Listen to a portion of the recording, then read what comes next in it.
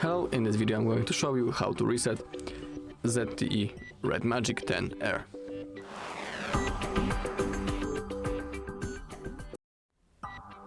Alright, so we have two methods how we can reset this device, and I'm gonna show you both of them. So, the first and recommended method when we have access to the phone, you know, when the phone works normally, is simply through the settings. So, let's open up the settings.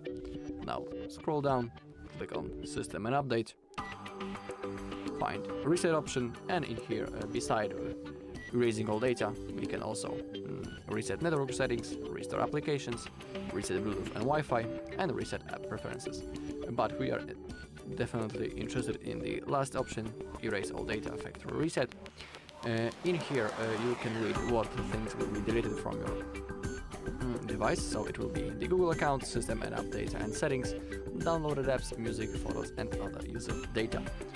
So basically you will lose all of your data, and if you want to restore that data and don't lose it, you can create a backup. If you don't know how to create a backup, on our channel there is a video when I'm showing you how to create it, so if you want to, you can look for it. Alright, now simply click on erase all data, then follow the instruction on the screen, and if you do everything properly, your device will be turned off, then turn on again, and the next thing you need to do is to set up your device. Alright, but now I'm gonna show you the second method, which is through the recovery mode. But first we need to power off our device. Let's hold the power button, now click on power off, just like that. Alright. And now we need to use two button combination to access the recovery mode. We need to hold the power button and the volume up button at the same time. Let's keep holding. When the RedMagic logo appears, we can release the finger from the power button, but just in case, let's keep on holding volume up. Alright, now we have the recovery mode. In here we need to use the volume keys to move.